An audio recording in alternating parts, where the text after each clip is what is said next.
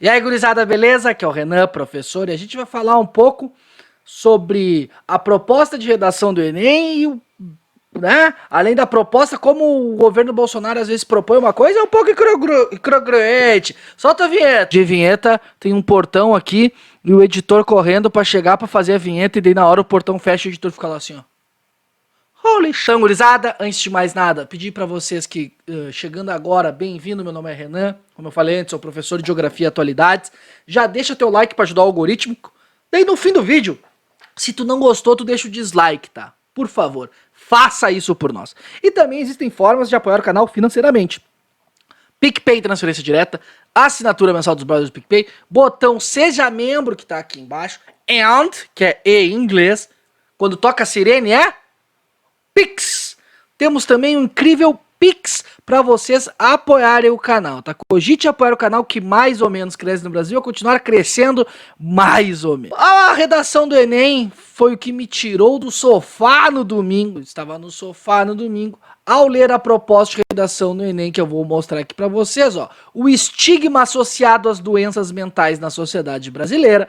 Então é um tema muito pertinente, é um tema muito bom, é um tema que, pô, tem tudo a ver aí com o ano que a gente passou e tá passando, né, de pandemia. Foram várias pessoas aí, foram buscar tratamento para saúde mental, como se organizar para ter uma saúde mental aí um pouco mais saudável, né? Mesmo com a redundância, mas como se organizar para ter uma saúde mental mais saudável. E também como pessoas com problemas mentais, como doenças mentais, elas sofrem preconceitos.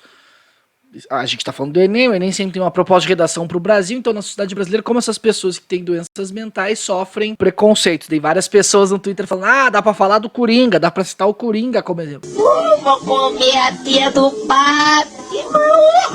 Agora mesmo eu vou lá. Daria pra citar o Coringa como exemplo, obviamente. Dá pra citar, enfim, exemplos não faltam aí, tá? Mas, de fato, o Brasil é um país ainda com muito estigma para quem carrega doença mental, tá? Mas, ao mesmo tempo, o Brasil é um país que há um esforço na educação muito forte sobre isso, tá?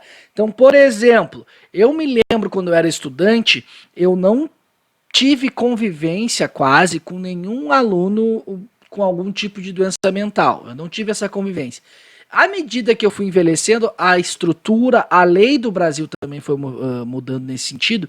E hoje é comum, né, que vários colégios tenham pessoas com deficiências mentais. Isso é inclusive lei, os colégios são obrigados a aceitar, tá?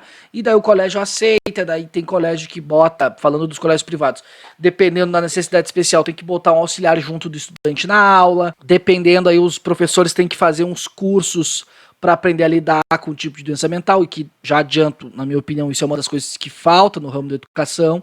E em colégio público também, eles são obrigados a aceitar alunos com transtornos mentais, e daí a gente tem que ter um acompanhamento em sala de aula. No colégio público é um pouco mais difícil, no sentido de, tipo, não tem necessariamente pessoas gabaritadas para acompanhar o aluno em sala de aula, tá? Os colégios municipais, pelo menos aqui de Porto Alegre, eles têm pessoas muito boas para receber os alunos na sala, salas de recurso e tal, mas não para estar com o estudante na sala de aula, tá? Geralmente porque falta profissional, geralmente quem está com o estudante na sala de aula, no colégio do município, são estagiários. Mas o lado lá da pessoa formada para atender esse tipo de estudante é bem formado no município. Então, pessoas que têm esses transtornos globais de desenvolvimento, como autismo, superdotação, ou outros problemas mentais, tem esquizofrenia, sabe? Tem uma série de coisas. Essas pessoas, ao longo do tempo, elas estão e vão para a sala de aula regular, tá? Há problemas nisso? Há vários problemas nisso. Porém, é o melhor caminho que a gente encontrou como sociedade para fazer aquilo que a gente chama de inclusão. E inclusão de fato, né? Que é essa, que é tu conviver realmente com o diferente, onde ele tem o tempo dele, tu tem o teu tempo. Isso é incluir. O Brasil, ele avançava muito nesse sentido de promover esse tipo de inclusão dos estudantes. Escreve aqui embaixo até se tu passou no colégio por algum momento, que tu teve alunos com com dificuldades aí, e qual foi o aprendizado que tu tirou disso, tá? 90% dos estudantes com deficiência ou transtorno, eles estudam em escolas regulares, tá?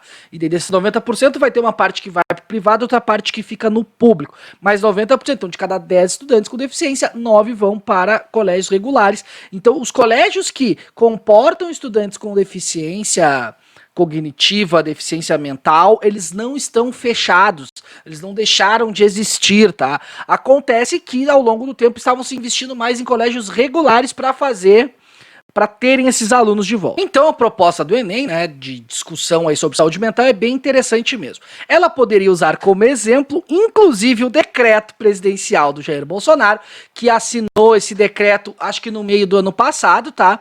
Onde o Bolsonaro ele queria fazer uma nova política de incentivo e separar alunos com deficiência, tá? Então todo o esforço do governo federal, inclusive financeiro, seria até para colégios regulares, mas que promovessem esses espaços para fazer o atendimento específico dessas pessoas com necessidades especiais. Óbvio que isso foi visto como retrocesso para quem discute esse tipo de coisa, porque isso não é promover a inclusão, é segmentar e delimitar mais ainda a inclusão, onde a gente for fazer, por exemplo, uma sala só com pessoas que têm o transtorno do autismo, por exemplo. Então eu estou cada vez mais delimitando esse processo de inclusão ao ter um tipo de decreto como esse do Jair Bolsonaro. Outra coisa que tinha nesse decreto é que colégios que não tiverem a preparação específica para isso, eles poderiam negar o estudante. Então imagine uma família que já tem um filho com necessidades especiais, num grau mais complexo, que ele tem uma demanda, o colégio perto da casa dele não aceita ele, então a mãe e o pai vão ter que fazer todo um movimento de procura aí institucional, tá, sobre isso. Então a gente tem que entender que aquela ideia de separar as pessoas com necessidade especial, que muita gente pensa que seria o ideal, ela acaba promovendo muito mais esse desvínculo, né, dessas pessoas com a sociedade, porque viver em sociedade é a professora falar, o teu coleguinha falar, brigar com o coleguinha, falar com o coleguinha, isso tudo, todo mundo que está em volta cresce com esse processo. Então é óbvio que falta estrutura, falta ainda o governo priorizar a preparação de professores nisso aí, mas porém também não é o ideal criar esses espaços para os estudantes, tá? E sim fomentar já o colégio que já está fazendo esse papel. É só fomentar mais isso aí, direcionar mais o dinheiro para que os colégios se preparem para isso. Então se a gente quer promover cada vez mais uma educação inclusiva, que seja feita dessa forma, né? Formação de professores, onde a sociedade se preocupe, de fato com isso, participe disso, e onde o governo ele incentive a formação de professores e a estrutura do colégio. Não crie outros espaços para isso, porque daí a tendência vai ser a gente tratar como sempre tratou os loucos, com muita aspas, que é qual escondendo eles da sociedade, tá bom? Então a proposta de redação do Enem foi muito boa, mas daí quando a gente observa um pouco, às vezes, as atitudes do governo, ela fica um pouco contraditória, né? Mas era isso. Espero que vocês tenham gostado. Quem fez o Enem, quem caiu nesse vídeo aqui por causa do Enem, espero que tenham feito um bom Enem, espero que tenham feito uma boa redação, tá? Quem já não caiu aqui por causa do Enem, só por causa do assunto, legal, dá o like aí, and vamos conversar. Escreve aqui embaixo tua opinião de forma embasada e com uma proposta de intervenção. Não. Era isso, beijo no cérebro de todo mundo e tchau.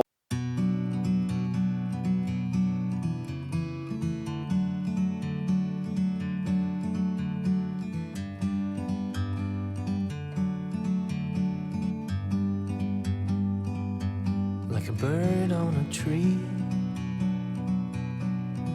I'm just sitting here